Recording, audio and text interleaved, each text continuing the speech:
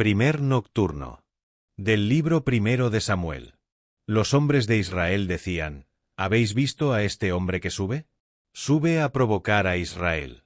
A quien lo mate colmará el rey de grandes riquezas y le dará su hija y librará de tributo la casa de su padre en Israel. Preguntó, pues, David a los hombres que estaban a su lado: ¿Qué se hará al hombre que mate a ese filisteo y aparte la afrenta de Israel? Pues, ¿quién es ese filisteo incircunciso para injuriar a las huestes de Dios vivo? Fueron oídas las palabras que decía David y las contaron ante Saúl, que le hizo venir. Dijo David a Saúl: que nadie se acobarde por ese. Tu siervo irá a combatir con ese filisteo.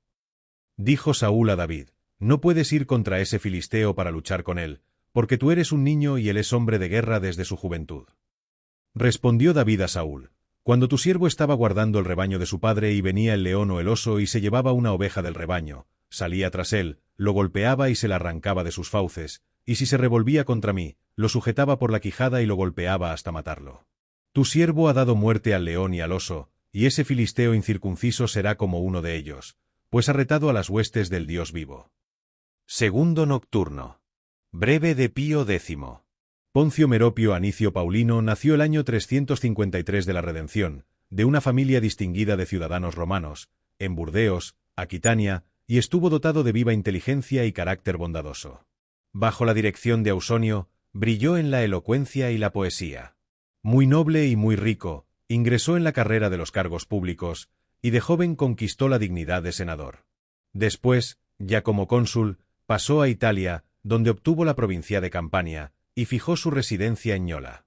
Tocado allí de la luz divina, por los milagros de la tumba de San Félix, presbítero y mártir, empezó a inclinarse a la verdadera fe cristiana, que meditaba ya en su espíritu.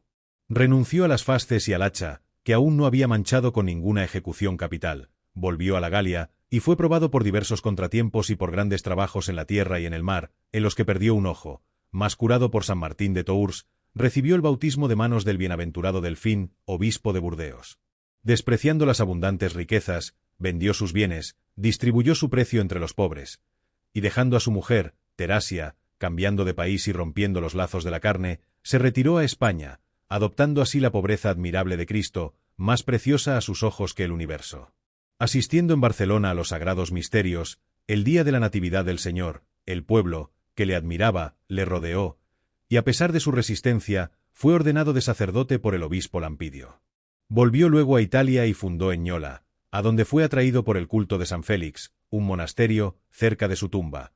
Uniéndosele algunos, empezó una vida cenobítica.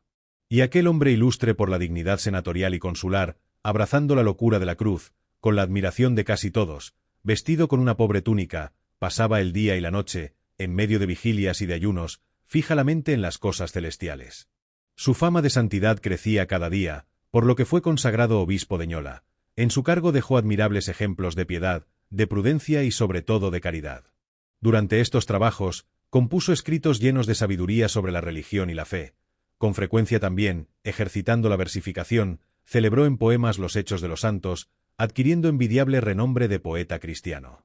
Atrajóse la amistad y la admiración de todas las personas eminentes en santidad y en doctrina de aquella época.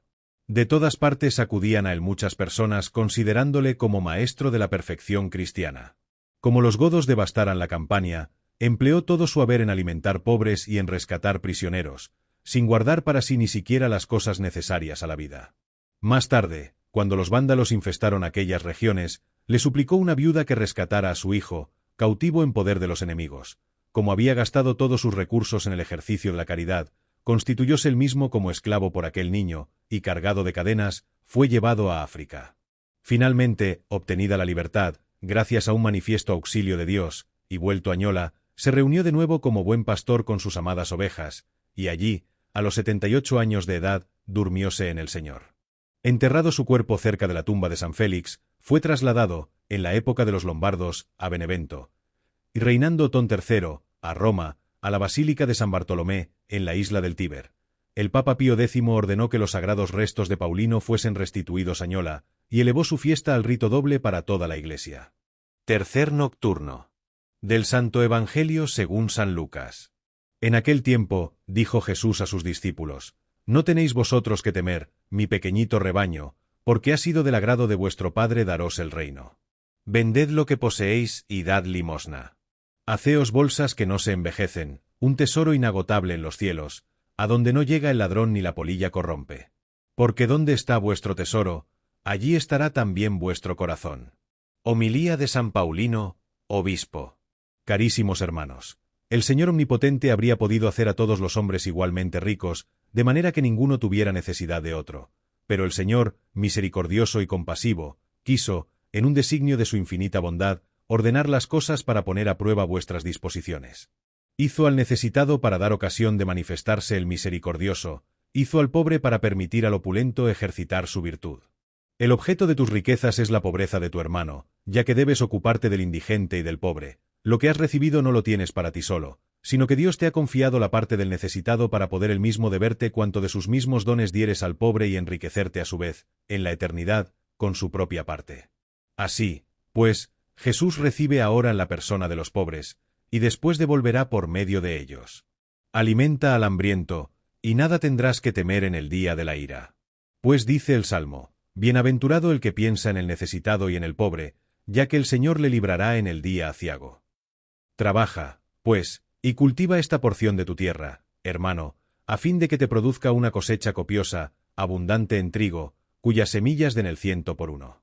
En la solicitud y cultivo de esa posesión y de ese trabajo, la avaricia es santa y saludable, porque aspira al bien eterno, es la que merece el reino de los cielos y raíz de todos los bienes.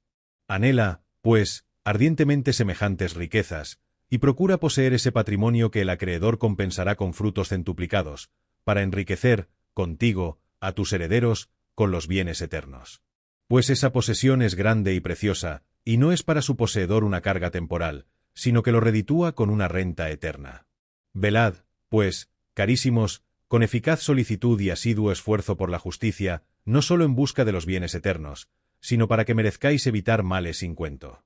Porque tenemos necesidad de ayuda y gran protección, de apoyarnos en numerosas e incesantes oraciones.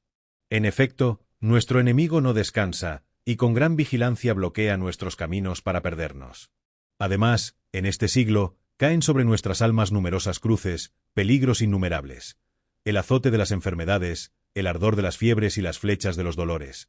Enciéndese el fuego de las pasiones, ocultanse las redes tendidas ante nuestros pasos, vemos por doquier espadas desenvainadas, pasamos la vida entre emboscadas y combates. Y caminamos sobre ascuas recubiertas de engañosa ceniza. Antes de ponerte, conducido por las circunstancias o por tu voluntad, a caer bajo el azote de tantos males, apresúrate a hacerte amigo y a ganarte la voluntad del médico, para que cuando llegue la hora en que tengas necesidad de él, halles el remedio saludable. Porque es muy diferente no poder contar, en tu provecho, sino con tus solas oraciones, o con una multitud de gentes que rueguen a Dios por ti.